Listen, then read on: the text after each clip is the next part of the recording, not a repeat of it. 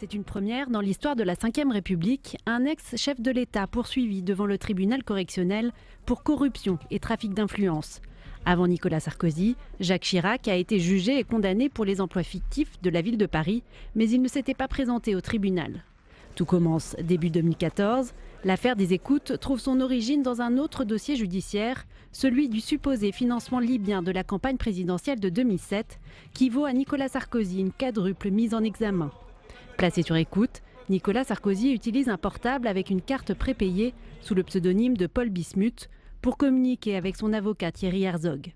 Ces écoutes mènent les juges à soupçonner l'ex-président de vouloir influencer Gilbert Azibert, haut magistrat près la Cour de cassation, dans l'affaire Bettencourt, en échange d'un coup de pouce pour lui obtenir un poste au Conseil d'État à Monaco.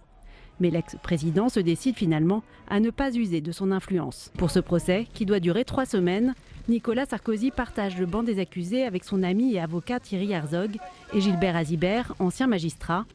À peine ouvert lundi, le procès a été reporté à jeudi, le temps de procéder à une expertise médicale sur Gilbert Azibert, absent à l'audience pour raison de santé. On entend beaucoup dire que c'est un procès historique. J'ai envie de dire, la difficulté, ça va aussi être que ce procès ne se transforme pas en règlement de compte entre Nicolas Sarkozy et les juges dont on sait qu'ils ne s'aiment pas beaucoup. Ça va être ça l'écueil à éviter, Jean-Philippe de Rosier ? Oui, pas seulement éviter les pressions politiques et médiatiques de façon générale et même populaires sur les juges. Il faut que la justice fasse son travail. Et c'est à elle de dire si M. Sarkozy est coupable ou non, s'il doit être condamné ou non, si la justice est en droit de le poursuivre sur cette affaire-là, parce qu'il y a une controverse aussi à ce niveau-là. Et donc c'est tout cela qu'il faut effectivement laisser faire en se gardant de manifester la moindre pression sur les magistrats qui sont, effectivement, vous l'avez souligné, les rapports entre l'ancien président de la République et la magistrature en général ne sont pas forcément des plus sereins, mais je pense que les magistrats sont en mesure d'accomplir leur devoir dans l'indépendance requise. Et puis il y a de toute façon plusieurs degrés de juridiction qui permettent justement sur le temps long, si jamais il devait y avoir un dysfonctionnement à un endroit, de rétablir ce dysfonctionnement. C'est vrai qu'un ancien président devant les juges, l'image qu'on vient de revoir, elle n'est pas anodine, c'est quand même très particulier, c'est tout à l'honneur de la justice française. Oui, absolument. Mais comme l'a dit mon débatteur, c'est un justiciable comme les autres. Effectivement, d'une nature un petit peu particulière, parce que tous les justiciables ne sont pas des anciens présidents de la République, mais aux yeux de la justice, aux yeux de la loi, c'est un justiciable comme les autres, qui sera défendu, qui se défendra comme les autres. Oui, c'est un procès historique, parce que dans toute l'histoire de la Ve République, il n'y a eu que 2 présidents de la République, anciens présidents de la République, qui ont été traduits devant les tribunaux. Il n'y en a qu'un, et c'est le premier, qui se présente devant les tribunaux. Donc évidemment que ça a quelque chose d'historique. Maintenant, il ne faut pas en faire un procès pour l'histoire.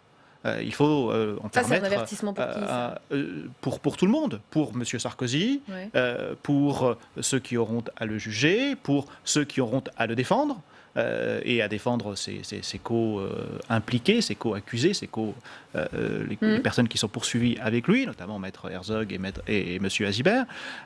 Donc il faut, parce que c'est redevenu aux yeux de la loi un justiciable comme les autres, il faut que ce soit un procès qui, aux yeux de la loi, demeure comme les autres. Il y a le il faut, on est bien d'accord, mais à ceux qui diraient que les juges pourraient se payer Nicolas Sarkozy, pour le dire un peu vulgairement, qu'est-ce qu'on répond ? On répond que les magistrats exercent leurs fonctions et leurs devoirs en toute indépendance, qu'il y a un certain nombre de garde-fous pour veiller sur cela, notamment le Conseil supérieur de la magistrature, dans lequel les magistrats ne sont pas majoritaires, donc il y a un garde-fou, entre guillemets, extérieur. C'est important de le réexpliquer à ceux qui nous écoutent. Oui, c'est important qu'il y a ce mécanisme qui veille sur l'indépendance des magistrats. 100% de la magistrature n'est pas hostile ou favorable à Nicolas Sarkozy. Je pense que les magistrats sont aussi en mesure de faire la part des choses, en particulier ceux qui sont investis des fonctions de jugement, donc les magistrats du siège, dans leur rôle de dire la loi, de dire la justice, de rendre la justice. Et puis, il y a la procédure pénale qui fait qu'il y a une première instance, devant le tribunal correctionnel actuellement, que si jamais il devait y avoir une condamnation ou même un non-lieu, il peut y avoir un appel devant la cour d'appel, et que, en dernier lieu, il peut y avoir une pourvoi en cassation. Donc il y a différents degrés de juridiction qui permettent, sur le temps long de la procédure, de rétablir un dysfonctionnement à un moment donné. Et je ne peux pas croire que l'ensemble des magistrats que Nicolas Sarkozy et consorts rencontreraient tout au long de la procédure n'aient qu'un seul objectif en tête, qui soit celui de se payer M. Sarkozy, comme vous l'avez dit.